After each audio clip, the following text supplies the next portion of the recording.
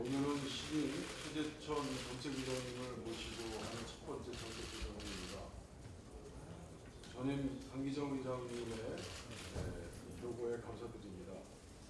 어려운 시기에 정책에 대한 깊은 이해와 추진력으로 우리 당의 공무원 연금 정책을 만들어 주시는데 큰 역할을 해 주셨습니다.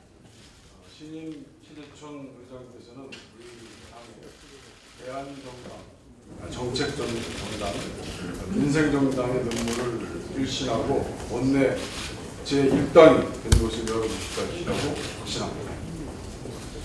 68일 만에 열린 당정청 회동은 실질적으로 청청청 회담이었습니다. 청와대 출장소인 새누리당, 청와대 분점인 정부가 모여 앉은 청청청. 회동 장소는 총리공간인데 모두 일심동체, 일체감, 운명공동체, 이런 간지러운 말들이 넘쳐났습니다. 회동 참석자들 중에 자신이 대통령 이전에 국민을 위해 일하는 사람이라는 것을 자각한 사람이라고는 한 명도 보이지 않았다는 것이 저희들의 슬픔입니다. 어제 당정청 회담은 박근혜 정부의 불통의 현주소임을 여실히 보여줬습니다. 소통은 일방적 하명의 전달 속도로 평가되는 것이 아니지 않습니까? 소통은 다양한 의견의 민주적 의사를 대진하고 적절한 전제와 균형이 이루어진 그것이 작동하는 것을 전제로 해야 합니다. 지난 20일 박근혜 대통령이 주재한 국무회의의 모습이 불통의 현장일 수밖에 없었던 것이고 어제 청청청 회동에 국민들이 실망하는 바로 그 이유입니다. 대통령의 일방적 4대 추진 과제가 나타났습니다. 당정의 눈치보기 속에 국민 무시, 야당 무시, 국회 무시의 4대 추진 과제 중 오늘 아주 중요한 노동시장 구조조정이라는 명명이 이루어지는 노동개혁이라는 것에 대해서 오늘 김영주 한동훈위원장께서 자세히 말씀드려 주시겠습니다. 청청청 회담에서는 대통령의 하명 사항만 응용됐습니다. 해킹 사찰 의혹은 밥상에 올라오고 4대 과제만 방조했습니다. 국민의 관심을 돌려보려는 의도가 뻔해 보입니다. 하책입니다. 해킹 사찰 의혹이 발생한 지 벌써 2주째 접어들고 있지만 대통령의 침묵과 외면이 계속되고 있습니다. 시간이 없다고 제가 여러 차례 말씀드렸습니다. 오늘 10시에 우리 당의 안철수 특위위원장께서 이에 대한 특별 담화가 있을 것입니다.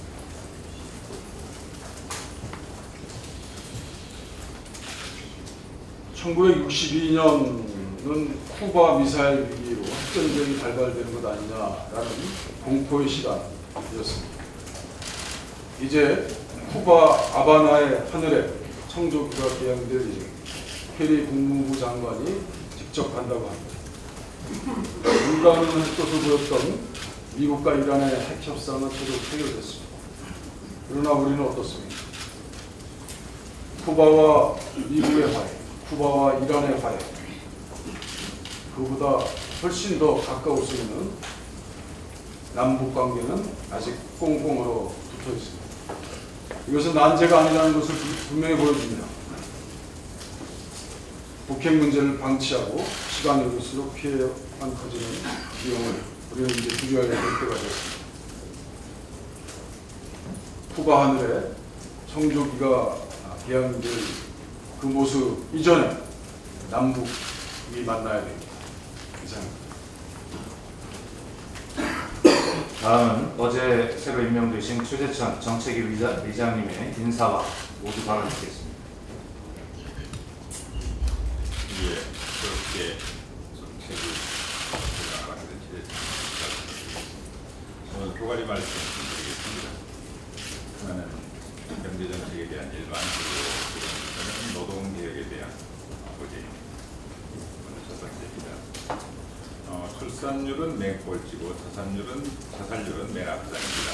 아동의 삶 만족도는 역시나 꼴찌고 국민의 평균 수면 시간도 맨 꼴찌입니다. 노인 빈곤율은 압도적으로 1위고 국민 행복지수는 꼴찌 수번입니다. 이것이 2012년에서 14년도 기준 OECD 통계에 나타난 한국 사회의 민낯입니다.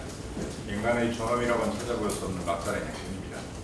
인간은 존엄에 봉사해야 될 한국 경제의 오늘은 어떻습니까? 민생, 성장, 시장 모든 면에서 총체적 난국입니다. 성장 동력은 식어가고 있습니다. 가계부채는 시장폭탄입니다. 최소한의 주거권조차 보장하지 못하는 무능한 행정부입니다. 이 행정부의 경제적 비전은 오락가락입니다. 어느 때는 경제민주화를, 다시 창조경제와 다시 무분별한 규제 완화로 이어지고 있습니다. 예측 불가능한 정치 경제적 메시지가 시민의 삶과 시장을 혼란에 빠뜨리고 있습니다. 오늘보다 내일이 더 나을 것이라는 희망이 깨진 지 오래입니다. 나라가 내 생명과 안전, 재산을 지켜줄 것이라는 믿음 또한 깨진 지 오래입니다. 그렇다고 해서 보통 사람들이 미래에 대한 꿈을 결코 포기한 적은 없습니다. 정치와 권력이 망각의 곁에 빠져 있을 뿐입니다. 우리 사회는 공정한 시장경제 질서에 함께 성장해 나가야 합니다. 포용적 성장입니다. 포용적 시장입니다. 연대와 개방성, 안정과 역동성, 평등과 혁신을 결합한 포용적 자본주의, 포용적 성장이야말로 우리의 정책 노선입니다. 모든 사람이 공정한 기회를 가질 수 있고 모든 사람이 노력한 만큼의 공정한 몫을 분배받을 때 모든 사람이 같은 규칙을 준수할 때 이 나라의 미래는 희망입니다. 강 대표님의 가계소득 주도 성장론 그리고 원내 대표님의 경제민주화 시즌2가 갖는 정책적 비전을 현실로, 법안으로, 정책으로 조직해내는데 이번 정책위가 앞장서겠습니다. 다음은 노동개혁입니다. 다양한 삶의 의미는 노동의 가치에서 시작됩니다. 노동은 그 가치에 맞는 공정한 보상을 받아야 합니다. 우리 현실 이런 상식과는 무관합니다. 노동 생산성 증가폭을 임금 상승률이 따라가지 못하고 있습니다. 이런 상황에서도 박근혜 행정부는 쉬운 해고와 낮은 임금을 골자로 하는 노동개혁을 하반기 최우선 과제로 삼고 있습니다. 고령화 사회와 노인 빈곤율 세계 최고에 따른 필연적 대책인 청년 60세 이상 법정화 시행이 마치 청년 일자리 부족의 주범인 것처럼 보도하고 있습니다. 청년과 중고령자 고용이 서로 대체 관계에 있지 아니하다는 공대의 실증적 연구 결과를 무시합니다. 임금 삭감을 일방적으로 확산시키기 위해 청장년 간 세대 갈등을 조장하고 있습니다. 이는 청년 60세 이상 법정화의 취지를 근본적으로 해소하는 물론 노동의 가치조차도 그렇게 만들고 있습니다. 무엇을 위한 노동개혁인지 과연 어떤 절차적 정의가 보장되고 있는지 행정부와 여당은 설명할 의무가 있습니다. 경제정책의 실패, 일자리 정책의 실패, 청년 고용 정책의 실패를 노동개혁이라는 이름으로 호도하는 것은 참으로 위험합니다. 개혁의 대상은 노동에 앞서 이 행정부의 경제정책입니다. 개혁의 대상은 노동에 앞서 이 행정부의 일자리 정책의 실패입니다. 개혁의 핵심은 노동에 앞서 때때로 무분별한 우리의 시장입니다. 마치겠습니다. 예, 다음은 노동시장 구조 개편과 관련하여 한노위 간사인 김영주 의원님의 발언이 있겠습니다. 위원장 죄송합니다.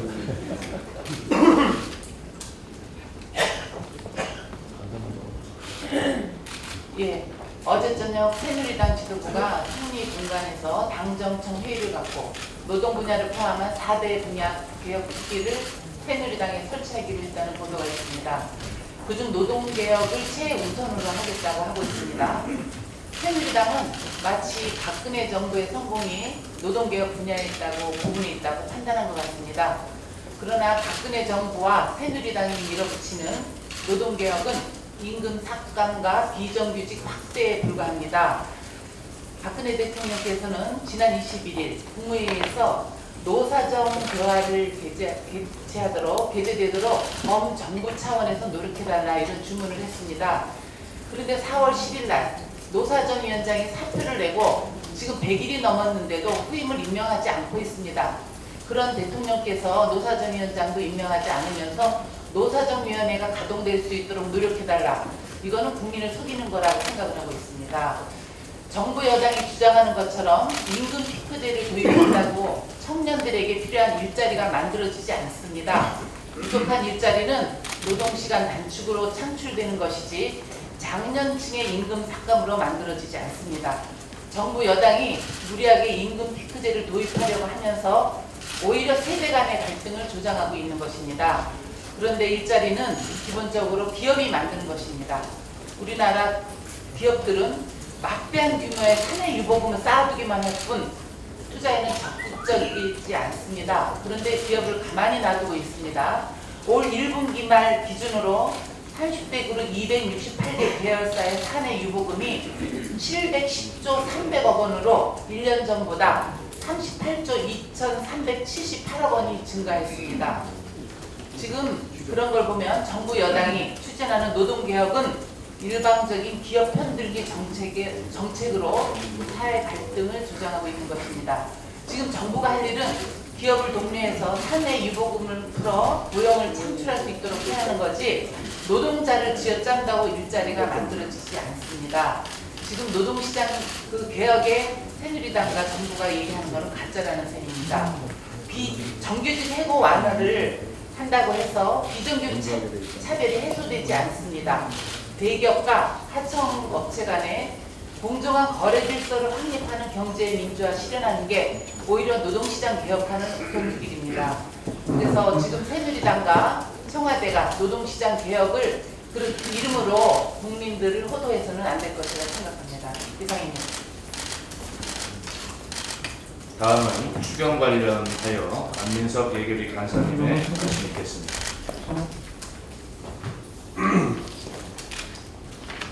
세월호와 메르스에 이어서 국정원 해킹 사찰도 지금 골든타임을 놓치고 있는 박근혜 대통령이 이번 추경만큼은 골든타임을 지켜달라고 국회를 압박을 하고 있습니다. 그런데 이번 추경은 가면 갈수록 메르스로 보장된 엉터리 추경이라는 것이 확인이 되고 있습니다. 지금 현재 추경 예결 소위 쟁점을 간략하게 말씀을 드리겠습니다. 지금 현재는 보류 삭감 사업을 논의 중에 있습니다. 어젯밤에도 늦게까지 논의를 했고 오늘은 잠시 후 10시에 여당 간사를 만들 예정입니다. 심적으로 SOC 사업 삭감 때문에 고착 상태에 있습니다. 예를 들어서 정부는 SOC 사업을 10%만 감액할 수 있다 하면서 포함해서 3,500억 삭감에서 버티고 있고 저희는 SOC 사업을 4천억 이상 삭감을 해서 포함해서 7천억 원 삭감을 주장을 하고 있습니다. 그런데 이 SOC 사업이 굉장히 문제가 많습니다. 1조 3천억 중에서 토지 보상비가 약 21% 해당되는데요. 저희들이 총 32개 사업을 분석을 해서 토지 보상비가 포함된 예산을 중심으로 4,300억 삭감 작업을 했습니다. 그러니까 토지 보상비라는 것은 경기 부양 효과와 아무런 상관이 없는 것입니다. 그리고 토지 비용 절차에 소요되는 기간만 하더라도 4, 5개월이 걸리기 때문에 이것이 토지 지주들에게만 유리할 뿐이고 토지 부양, 경기 부양 효과는 전혀 없기 때문에 저희들은 구체적인 자료를 합리적으로 분석을 해서 4,300억의 SOC 사업을 지금 삭감할 것을 요구를 하고 있습니다. 특히 이번 추경은 메르스 추경이기 때문에 저희들이 주장하고 있는 메르스 피해 병원을 지원하고 공공병원 확충하는 이러한 예산을 확보하기 위해서 SOC 예산이 대폭 삭감되어야 된다는 그런 주장을 하고 있습니다. 마지막으로 간사와 또 정부 간의 이야기가 잘 되더라도 잘 되고 난 다음에 전화 한 통화로 분위기가 역전이 되어버립니다. 청와대에 끊임없는 지시와 압박이 있기 때문인데요. 지금 저희들은 이 엉터리 추경을 바로잡기 위해서 저희들이 요구하고 있는 합리적인 주장을 지속적으로 요구를 할 것입니다. 그런데 이런 엉터리 추경에 대폭 수정 없이는 과연 합의해 주는 게 의미가 있겠는가? 이 합의를 못하고 있는 또 이후에 지속적으로 진통 고차 상태에 빠지게 될 그런 책임은 청와대에 있음을 미리 말씀드리겠습니다.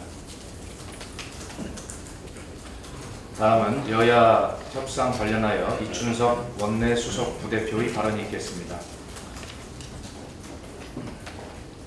여야 회담이 며칠째 공전을 하고 있습니다. 참으로 답답합니다. 여야가 협상에 이르지 못하는 것은 새누리당의 두 가지 거짓말 때문입니다. 한 가지는 이번 한 번만 빛을 내면 나라 살림이 정상화될 것이라는 거짓말입니다. 새누리당은 집권한 이래 2012년부터 무려 4년 연속 세수 부족이라는 부끄러운 역사를 계속해 오고 있습니다. 그런데도 새누리당은 이번만은 틀림없다고 호언장담하고 있습니다. 이런 것을 바로 허세라고 합니다. 근본 대책을 세우자는 야당의 목소리를 더 이상 정치 공세로 들어서는 결코 안 됩니다. 이제라도 새누리당은 현실을 직시하고 법인 때 정상화를 합의문에 담을 수 있도록 협상에 진정성 있게 임해 주시기를 부탁드립니다.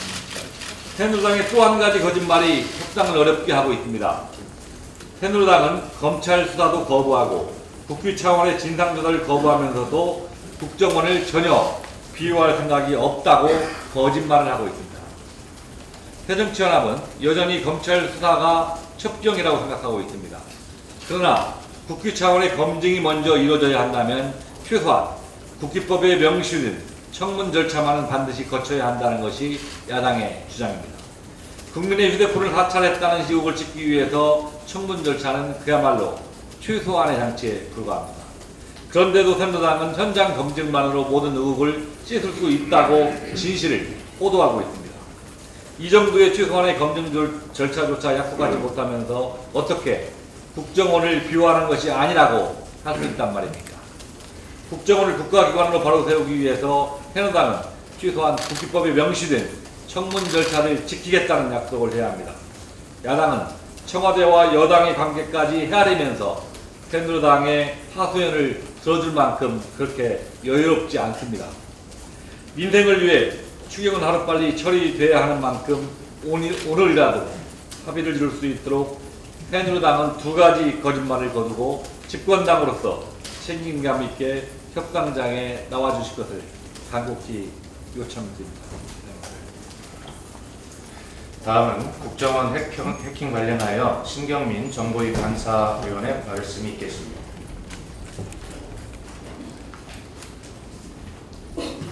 자살한 국정원 임과장은 국정원 감찰 중에 가장 높은 수준의 고강도 보안 감찰을 받은 사실이 확인되어 있습니다. 본인은 물론 가족도 받은 것도 임과장은 유서에서 삭제를 언급해서 삭제가 보안 감찰과 관련이 있는 사실이 드러나면서 누가 언제 어디서 어떻게 왜 삭제를 했는지가 매우 중요해요. 또 원장이 현장 조사를 수용한 7월 14일 정보위원회 이후 그리고 임과장이 숨지기 전날인 7월 17일까지 미스테리한 4일 동안 무슨 일이 벌어졌는지가 중요해졌습니다. 삭제 시점이 14일 정보위 이전인지 그 이후인지가 매우 중요하다는 뜻입니다. 우선 숨진 임과장은 지난 4월에 타 부서로 전출해 있었고 그리고 4급 이하는 삭제 권한을 갖고 있지 않습니다. 이건 국정원 내규에 있는 것입니다. 자, 그렇다면 정보위 이전에 삭제를 했다 이렇게 가정을 한다면 삭제 권한도 없는 국정원 4급 직원이 어떻게 실행했는지가 의문이고 윗선의 지시와 공모가 있었는지 없었는지가 의문입니다. 이 국가 기밀 삭제에 대한 부분은 본안인 정보 사찰과 관계없이 조사, 수사, 처벌이 필요한 부분이라고 생각합니다. 또 만약에 정보위 이후에 삭제를 했다면 정보부 내외의 집단적, 조직적 광범위한 삭제 가능성을 보여준다는 점에서 매우 심대한 의미를 갖고 있습니다. 선출한 임 과장이 여기에 동원됐을 가능성이 있기 때문입니다. 지난 일요일에 여당 간사가 감찰을 받았다고 하더니 월요일에는 전화로 확인한 정도라고 말이 바뀌었습니다. 여당 간사는 국정원의 대변인을 자임하고 있는 만큼 국정원이 감찰을 놓고 허둥대고 있다는 것으로 해석이 됩니다. 국정원은 임 과장이 어떤 데이터를 삭제를 했는지 명확히 밝혀야 할 것입니다. 임 과장이 개인 PC와 해킹 프로그램이 설치된 메인 PC의 자료를 다 삭제한 것 아닌가를 분명하게 해야 됩니다. 만약에 다 그랬다면 임 과장의 개인 PC만 복구 가능하다고 얘기하는 것 아닌지도 분명히 밝혀야 합니다. 국정원은 100% 복구 가능하다는 것이 대체 어떤 PC의 자료인지를 분명히 해야 된다는 얘기입니다. 그리고 해외 데이터 서버까지 지웠다면 우리는 해킹 프로그램과 관련이 있는 모든 PC를 검증을 반드시 해야 한다고 봅니다. 만약에 해외 데이터 서버까지 지웠다면 로그 자체가 영구 삭제돼서 복구는 불가능해질 것이라는 전문가의 지적이 있다는 점을 표현해야 합니다. 국정원이 사용한 해킹 프로그램의 데이터 서버가 미국에 있었다는 시티즌 랩의 보고서가 작년 2월에 나온 게 있습니다. 제가 지금 그림을 보여드릴 텐데요. 이게 그 당시에 시티즌 랩의 보고서 내용입니다. 이 그림을 보면 국정원의 해킹 데이터는 시카고와 시카고 분교의 두 회사 서버를 통해 지나갔습니다. 이 두 회사의 외경을 제가 잠시 보여드리겠습니다. 굉장히 큰 회사고 미국 안에서 중요한 회사입니다. 감청된 정보를 은밀하게 전달받기 위해서 이태리 업체가 의도적으로 미국 서버를 이용한 것이라고 볼 수가 있습니다. 국정원은 아마 미국 서버가 존재한다는 사실도 몰랐을 가능성이 높습니다. 아마 이때 처음으로 알았을 가능성이 있습니다. 시티즌랩은 이 방식에 대해서 미국 법을 위반했다고 평가를 하고 있습니다. 미국 정부의 동의가 없었다면 우리 정부가 미국 주권과 내정 불간섭에 대한 국제법 원칙도 어긴 것입니다. 이것은 우리나라의 감청 데이터가 미국 정부와 미국 사기업에 낱낱이 공개됐다는 뜻이고 우리가 기밀을 함부로 다루고 있다는 뜻이기도 합니다. 물론 우리나라 법도 어기고 있습니다. 국정원이 놓치고 있는 잘못이라서 지적을 합니다. 이상입니다. 순서를 좀 바꾸겠습니다. 이어서 국정원 해킹 관련하여 문병호 의원님의 말씀이 먼저 있겠습니다. 예, 국민정보 지키기 위원 문병호 의원입니다. 아직까지 국정원이 정치 사찰, 민간인 사찰과 같은 불법 사찰을 했다는 명백한 증거는 나타나지 않고 있습니다. 그러나 지금까지 드러난 국정원의 행태만 보더라도 여러 가지 관련 법률을 위반한 형사처벌 대상이 되는 불법 행위들이 있었다라는 것을 지적하지 않을 수 없습니다. 조금 후에 안철수 위원장님께서 10시에 그 부분에 대해서 자세하게 말씀하실 것입니다. 우리는 국가 안보의 필요성이라는 목적 때문에 절차의 중요성을 간과하고 있습니다. 국가 기밀을 다루는 국정원의 업무 자체가 비공개이고 기밀을 취급하기 때문에 그 내용에 대해서 감독하는 게 상당히 어렵습니다. 그렇기 때문에 우리 관련 법률들은 최소한의 절차적 규정을 두고 있습니다. 그렇기 때문에 더욱더 이런 국정원 업무나 기밀을 다루는 업무에 있어서 절차의 중요성은 더 크다고 할 것입니다. 통계법에 보면은 감청 설비를 도입을 할 때 민간 업체에 대해서는 미래창조과학부 장관의 인가를 받도록 되어 있습니다. 그리고 이것을 어겼을 때 형사처벌 조항을 두고 있습니다.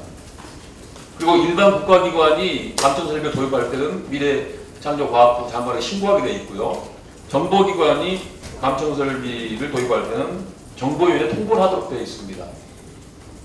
이렇게 엄격한 절차를 둔 것은 이러한 감청 설비가 도입됐을 때 그것이 불법으로 전환될 가능성이 많기 때문에 최소한의 절차 규정을 둔 것입니다. 그런데 국정원은 이러한 관련 법률 규정을 전혀 지키지를 않았습니다. 무소불위의 기관으로서 법을 무시한 그러한 업무를 한 것입니다.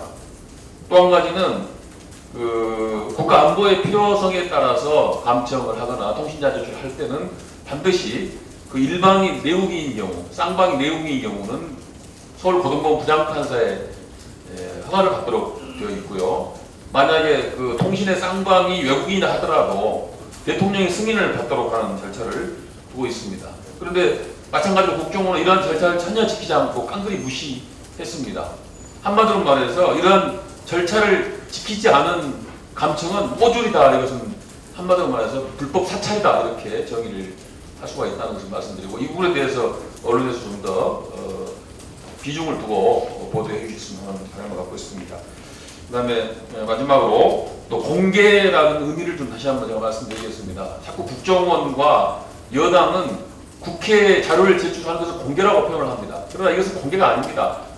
국정원이 정보위에 자료를 제출하고 보고를 하는 것은 이것은 비공개로 이루어지기 때문에 그것을 공개라고 표현할 수가 없습니다. 그런데 자꾸 국정원은 국회 정보위에 자료를 내는 것을 또 정보를 제출하는 것을 공개라고 하면서 국가 기밀이 유출되면 안 된다, 이런 강변을 하고 있는데 이것은 잘못된 것이다라고 말씀드리면서 국정원이 정보위에 보고하고 정보 자료를 제출하고 기밀을 보고하는 것은 공개가 아니다. 그렇기 때문에 국정원의 주장은 전혀 근거가 없는 것이라는 말씀을 다시 한번 지적을 해둡니다. 이렇게 현 시점에서 보더라도 국정원이 많은 불법을 저지르고 형사처벌을 받을 만한 여러 가지 일들을 자행했습니다.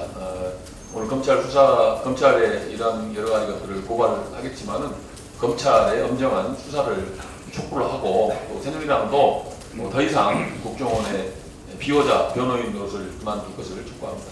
감사합니다. 예, 다음은 탄저균 대책 관련하여 외교통일위원회 심재권 간사의원이 발언이겠습니다.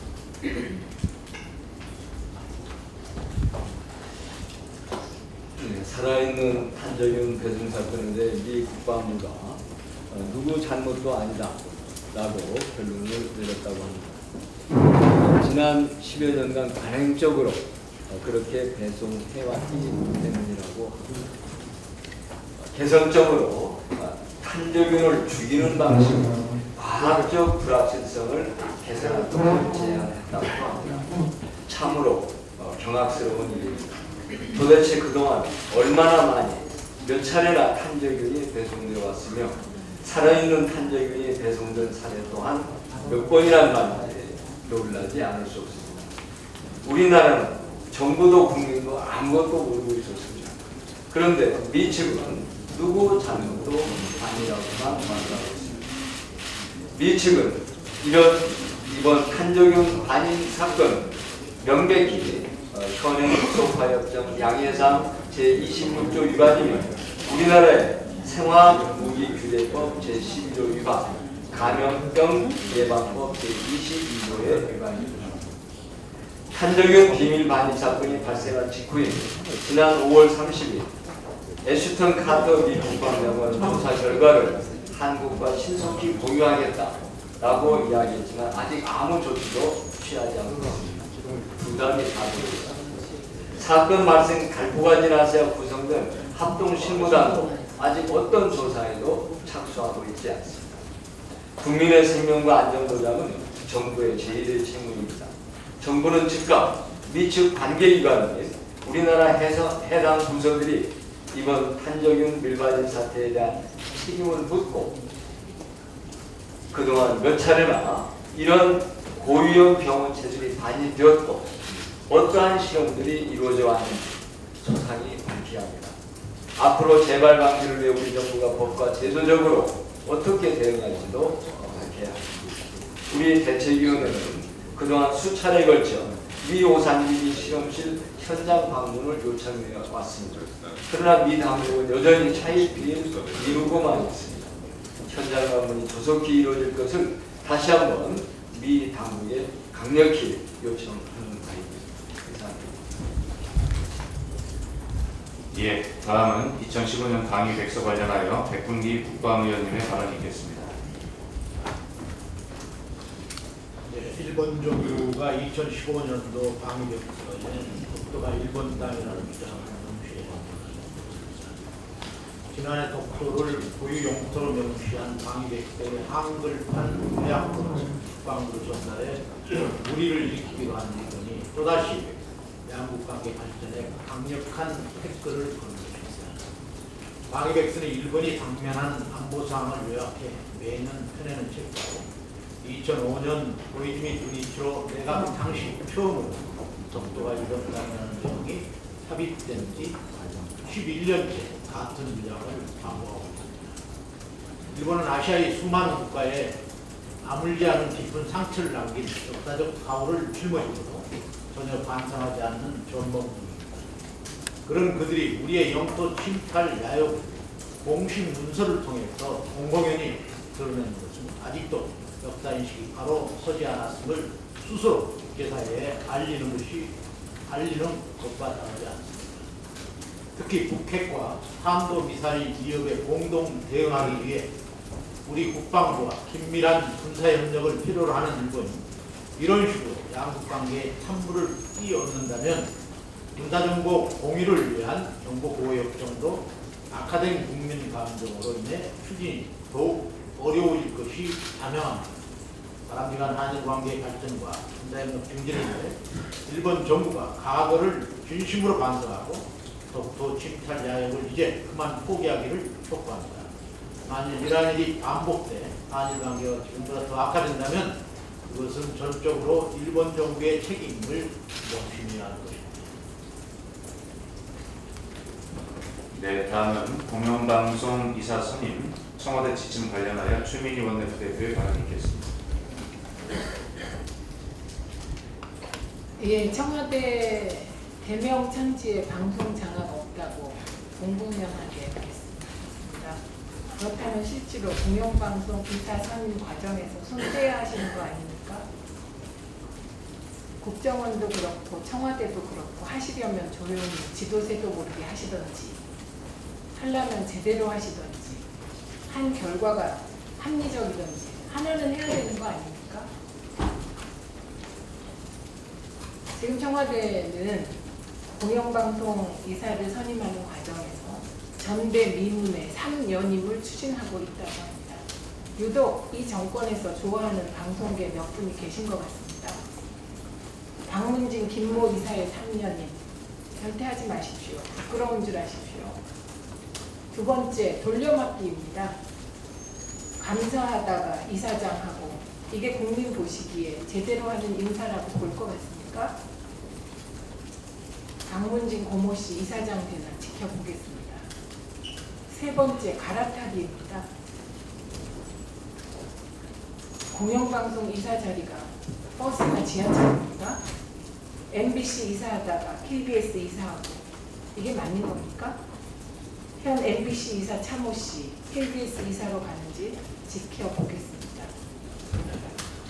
이렇게 말과 행동이 다르게 방송장악 대명천지에 없다면서 이렇게 구체적인 지침까지 이게 말이 됩니까?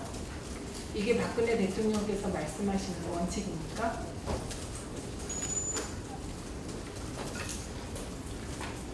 예, 마지막으로 김용익 메르스 대책 특위 간사님의 발언이 있겠습니다. 메르스 특위가 이제 마무리 단계에 들어가고 있습니다. 지금까지 남아있던 양대 쟁점이 손실보상 문제 그리고 공공병원 확보의 문제였습니다. 보건복지위원회의 예산 소리와 법안 소위가 계속 열리고 있습니다. 그 중에 손실보상 부분은 상당한 의견의 접근을 여야가 보게 되어서 5천억으로 예산을 증액하고 그리고 보상의 범위도 합의가 되어서 메르스 추경으로 예산 소위로 넘어가게 됐습니다. 그런데 우리 당이 제안한 3+1 공공병원 대책은 난항을 겪고 있습니다. 처음에는 보건복지위원회의 여당 의원들도 다 찬성을 해서 예산 소위에서는 합의를 보게 되었습니다.